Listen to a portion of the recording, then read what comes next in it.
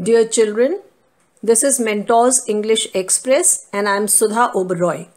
I am going to explain the children of class 12th poem number 6, Aunt Jennifer's Tigers, from their English book Flamingo. This poem is composed by Adrienne Rich. Let me tell you something about the poet first.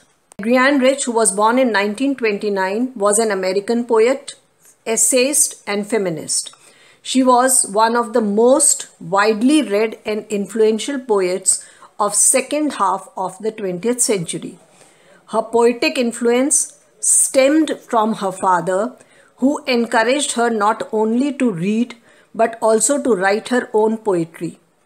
She is widely known for her involvement in contemporaries women movement as a poet. The poem Aunt Jennifer's Tigers addresses the constraints of married life a woman experiences. Here's the explanation of the poem. Aunt Jennifer's tigers prance across a screen, bright topaz denizens of a world of green. Prance means to jump over. Topaz means a transparent yellow stone used in jewelry. Denizens means dwellers, here animals living in a forest. The poet says that Aunt Jennifer is unhappy with her marriage. She is making prancing tigers on a canvas. These tigers are of bright yellow color and citizens of a forest, and are moving around fearlessly and majestically. They do not fear the men beneath the tree. They pace in sleek chivalric certainty. Beneath means under. Pace means run fast. Sleek means elegant. Chivalric means brave. These tigers are not afraid of men standing under a tree to hunt them. They look quite proud and brave and move with confidence all over. The poet means to say that Aunt's husband is very dominating and has snatched all her freedom.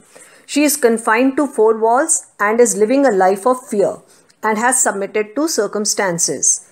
Here, submitted to circumstances means that she has accepted the dominance of her husband and doesn't oppose him at all.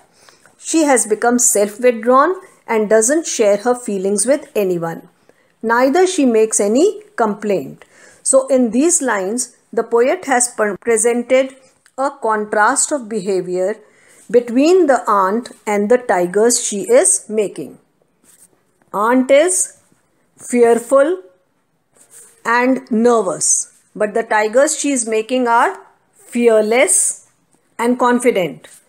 Through the prancing tigers, she has expressed her desire of freedom she wanted to enjoy after getting married. Stanza 2. Aunt Jennifer's fingers, fluttering through her wool, find even the ivory needle hard to pull. Fluttering means moving about. The poet says that her fingers are trembling while she is making the tigers because of her husband's fear in her mind. Her married life is full of emotional ordeal and it haunts her mind constantly. It is very difficult for her to pull the ivory needles because of nervousness. She has lost all her confidence and identity because of mentally being suppressed all these years. She is fearful of knitting tigers, which are expression of freedom she yearns for. The massive weight of Uncle's wedding band sits heavily upon Aunt Jennifer's hand. Massive means heavy. Since the day she got married, her life became hell as she lost her freedom. This is evident by the ring on her finger. The ring, which could have been a symbol of joy, has brought ill luck to her. That is why she feels ring to be a burden for her. The hardships of marital life have shattered her completely. She is unable to voice her grievances because of the shock. Stanza 3.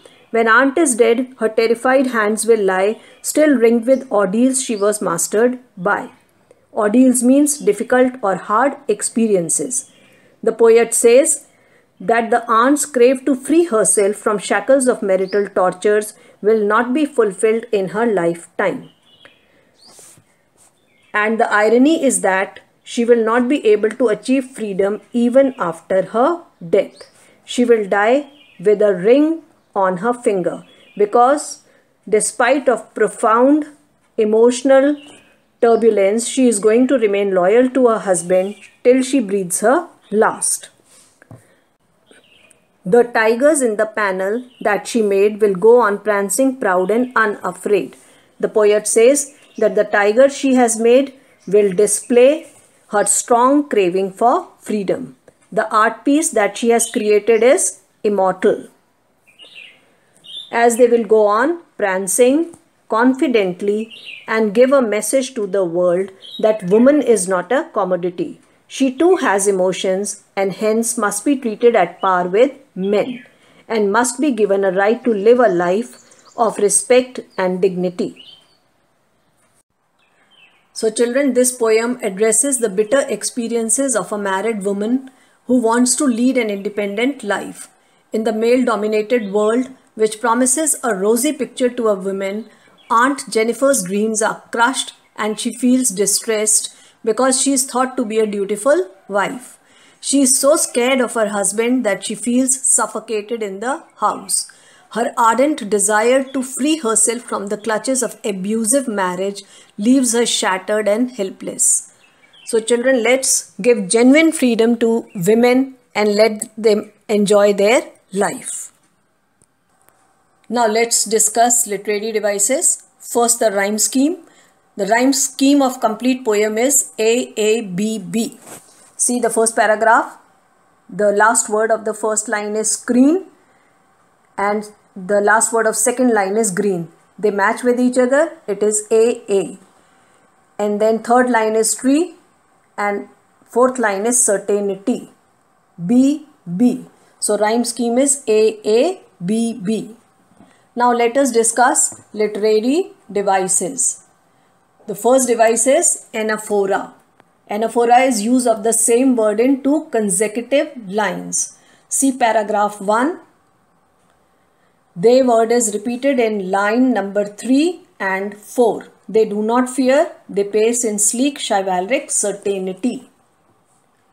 Next device is metaphor. See paragraph 1. Use of topaz to describe the yellow color of tigers. Next device is symbolism. The poet has used symbolism generously to describe the pathetic condition of Aunt Jennifer. Wedding band is a symbol of unhappy marriage. Terrified hands are symbol of nervousness. Ringed with ordeals means encircled with difficult or hard experiences. And making prancing tigers, that is embroidery, symbol of creative experience. Next device is alliteration. Alliteration is repetition of consonant sound at the beginning of the words. See paragraph 1. Chivalric certainty. Here C sound is repeated. See paragraph 2. Fingers fluttering. F sound is repeated. Again see paragraph 2. Wait wedding. W sound is repeated. And see paragraph 3. Prancing proud. Here P sound is repeated. Next device is imagery. The poet has used vivid imagery to describe the plight of aunt and the majestic animals. Pace in sleek chivalric certainty. Here we can imagine the tigers moving with royalty. Fluttering fingers describes the nervousness of the aunt. Ringed with ordeals. We can imagine that aunt is unhappy after the marriage and she feels that marriage has become a burden on her. Next device is enjambment. See paragraph 2. Aunt Jennifer's fingers fluttering through her wool find even the ivory needle hard to pull. There is no punctuation mark at the end of the first line, and the thought continues to the next line.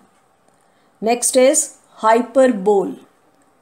The massive weight of uncle's wedding band is exaggerated. Hyperbole means exaggeration. Next is paradox. Paradox is contrast situation. A woman with no confidence, her hands are trembling, creates confident tigers. And the poem ends with climax that the tigers will go on prancing, proud and unafraid. Children, if you have enjoyed this video, like, share and subscribe it. You can write your comments in the comments box below. Thank you.